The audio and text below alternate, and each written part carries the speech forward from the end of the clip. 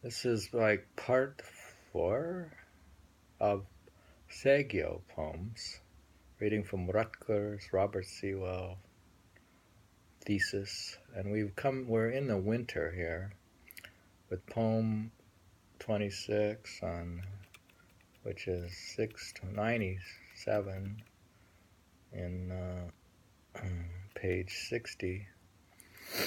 Anyways, we're in the winter and we're reading this poem 697, Makukashi Omo. I think of the past as I thoughtfully pile up driftwood in the yard. This year's end does not resemble the world I used to know. Driftwood is a Buddhist symbol representing the Buddhist teachings, so he's been piling up the Buddhist teachings.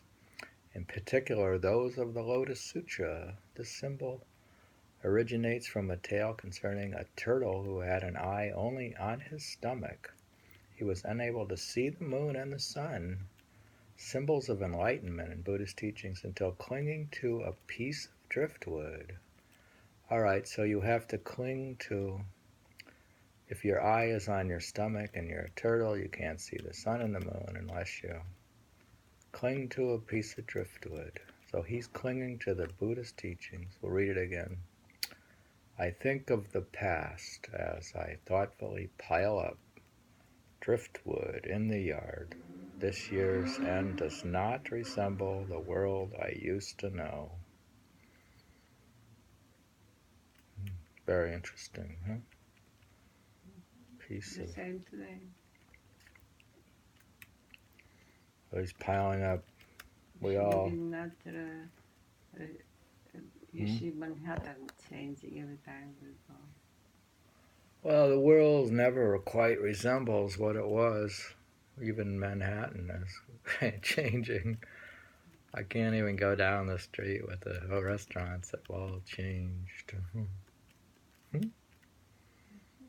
Plus, our driftwood changes us by reading the Buddhist teachings.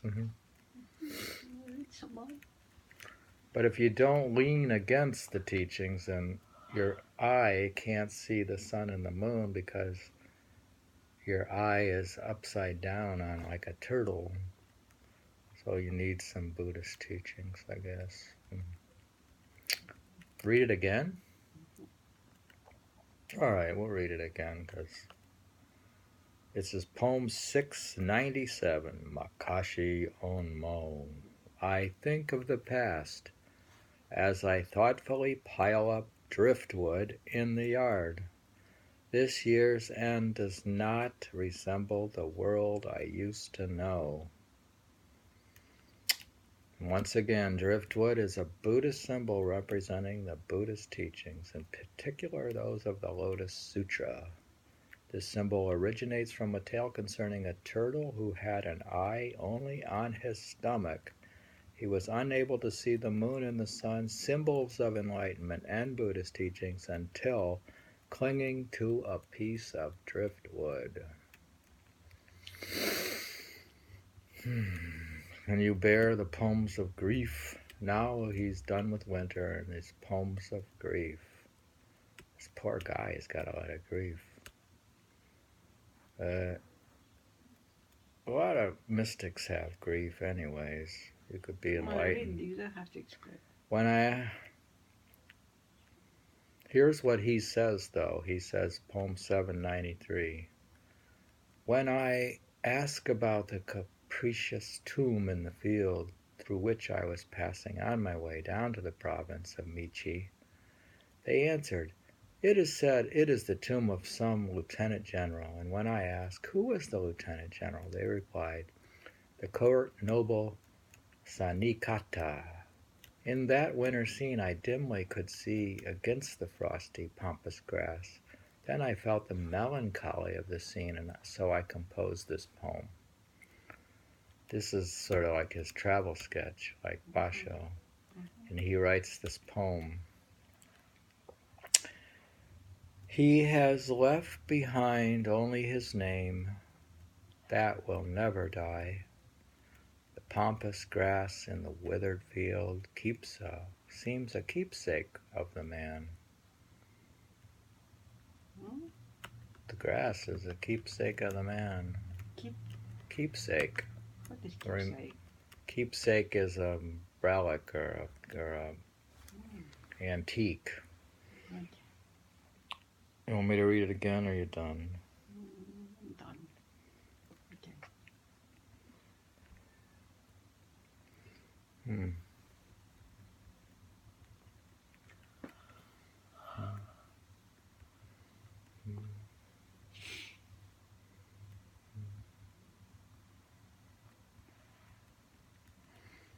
Hmm. Okay, let's look at the next poem. Poem 831, Intimations of Transience. Itsu Nagiki. Are men to spend their days not knowing when to lament, when to consider the future, ignorant of the world to come? He seems upset about are men to spend their days not knowing when to lament, when to consider the future, ignorant of the world to come. Seems that men are that way. They don't know the He's future. not satisfied with He's not happy with that situation. humanity. With humanity. Poem 837 says, sent to someone grieving over a death in the family. He writes, poem, Naki Ato no. With only the remembrance of him who has departed left with you, how you must long for the man himself. That's a good funeral. Is that a good funeral thing, or? Okay. Seemed rather obvious. That's not his greatest work. Want to read it again? Poem 838, written because someone was angry that I had not paid a condolence call to him when he was grief-stricken. This guy wanted a call. It's called Owari Tomo. Poem, I could have visited you if my feelings of grief in my heart were such that they could be expressed.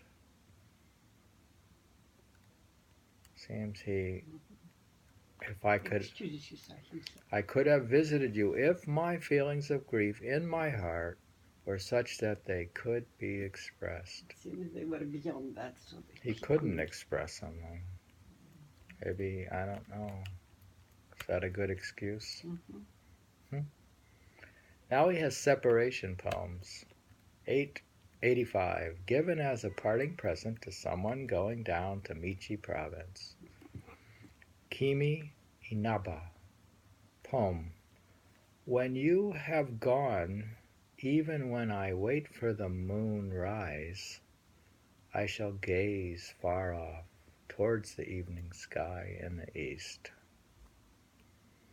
When you have gone, even when I wait for the moonrise, I shall gaze far off towards the evening sky in the east.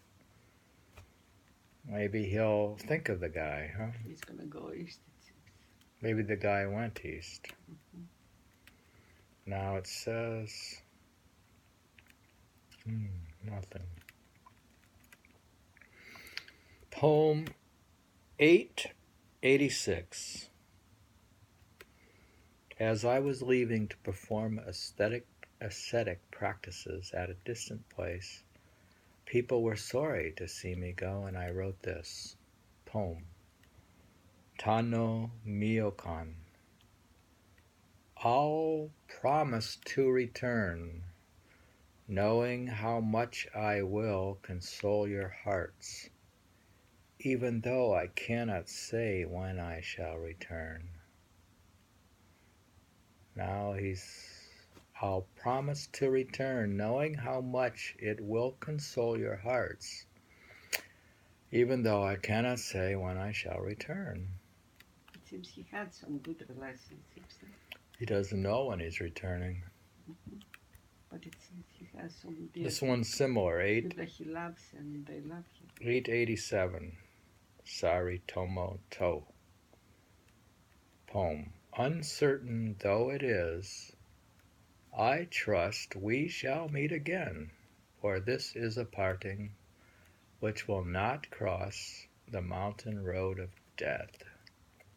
Now he's saying he'll be back before death. I prefer the other one. It seems he probably had lots of students that loved him. He probably had more friends than he gets on. They're just sophisticated friends. Travel poems now. Here we have traveling. I'm sure he must have traveled. He liked travel like Basho. Huh. He was a travel blogger, I guess. Topic unknown, 937. Miyako Nite. To think I felt, the moon was moving in the capital. What a trifling pleasure it now seems. To think I felt the moon was moving in the capital. What a trifling pleasure it now seems. He thought it was a big deal, and now it's just trivial. 938. Suki Mibato. Will the girl in my village whom I promised, when I gaze at the moon, I will remember, also moisten her sleeve tonight. This is romantic now. Will the girl in my village whom I promised, quote, when I gaze at the moon, I will remember, also moisten her sleeve tonight? Or he wants her to still cry. Still what? Cry. He wants her to react to his... Remembering her. When he remembers her, he expects her to think of him. Maybe. Started out rather romantic. They say he was in love with somebody, became disappointed, and took up being a monk and couldn't deal with it. He's kind of like Hafez in a way, with starting out in a love with some woman and the abstract. He spoke up about in a few poems. I think we have time for another poem. Can you imagine 15 minutes passed? This is unreal. Well, we're reading from Saigyo, the famous classical poet of Japan. We're reading 9 poem under some numbering system, 978. When I visited the Tonoji temple, suddenly it started to rain. I wanted to lodge at Ugichi, but when I was refused, I wrote this poem. Yo no Nakawo. Poem. To despise the world is indeed difficult, but you are stingy, even with temporary lodgings. To despise the world is indeed difficult. He can despise, but he finds them stingy. But you are stingy even with temporary lodgings. Yeah, why they did let him? But they wouldn't let him stay. They wanted to lodge, but I guess they refused him. Let's see, we're reading from the Rutgers document, from Soar, from Robert Sewell, and on Saigyo, the poet, and a PDF doc.